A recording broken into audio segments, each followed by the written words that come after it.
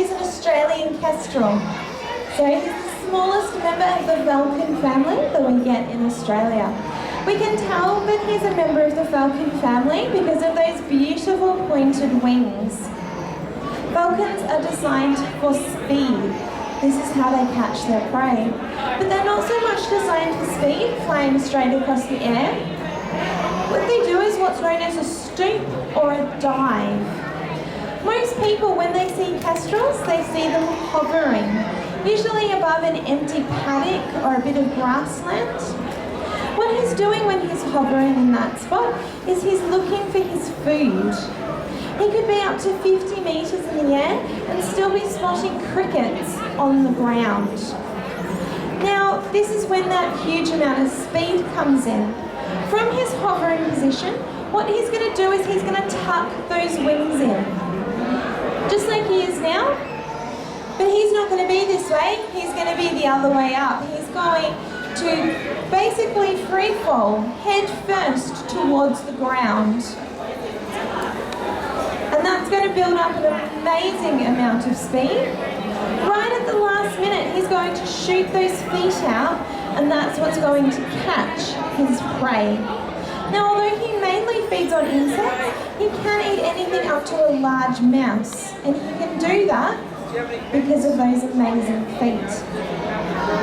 Now, when he's up in the air, you can see those amazingly big eyes. Even though he's a little bird, he does have very, very big eyes, and that's what helps him to spot his prey. You can see that they are on the side of his head. This means that he can keep one eye on the ground and one eye behind him, meaning that nothing nasty like a peregrine falcon is going to sneak up and eat him, which is very, very important for Toby. Quite often we refer to Australian kestrels as hamburgers with wings because everything eats them. Every other predatory bird that you can imagine will quite happily eat a kestrel, so he has to be very, very careful. And that's also where that hovering behaviour comes in, and that when he's hovering, he's trying to stay nice and still. This means that hopefully no other nasty predators will notice him while he's hunting.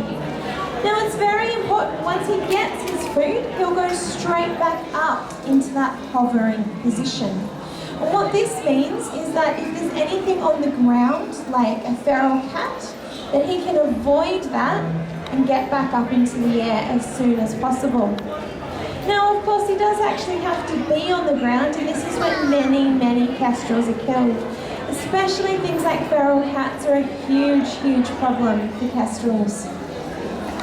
Now, going back to those beautiful eyes, you can see those tear stains, the dark patches underneath his eyes. All kestrels have this. So do peregrine falcons.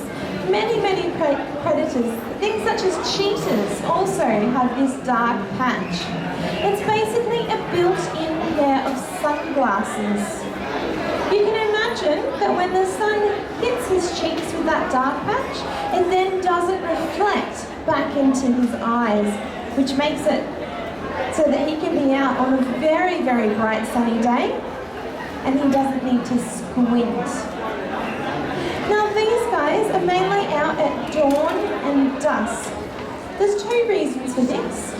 One is to stop him overheating, especially over summer, and two is to avoid those predators again. Things like peregrine falcons tend to come out right in the middle of the day, whereas larger owls, even things like barn owls that might eat him, tend to come out at night. So by picking that time in between, he's trying to avoid all of those other predators. Now, you can see he has a hooked beak. I'm not sure if you can see from back there. He does have a hooked beak. It's quite little. They tend to just use this for feeding and also quite often for killing their prey. It actually has a little tooth on the side of his beak, and that's designed to snap the vertebrae of things like mice. It works very, very effectively. Now, Toby here, he will be on our bird of prey stand, which is just over to the left of me over there afterwards. So if you want to come up and get a closer look at any of his amazing features, please feel free to come over. Now, Toby bird. He was born at a zoo in New South Wales. We got him when he was little and cute and fluffy, which unfortunately for birds doesn't last very long. He was fully grown in 8 weeks. So very, very fast growers. But you can see because of the fact that we hand raised him, he's very, very used to people. Now we do rehabilitate birds at full flight, but what we tend to do with these birds is we will not bring them out to shows, we don't show them to the public at all, and then that way they don't get used to people, they don't like people, and it means that then we can release them back out into the wild, and they don't have that association, that positive association with people that lots of our captive birds do. Alrighty, pop Toby back in his little box, and I'm hoping that Imogen will be here in a second with our next bird.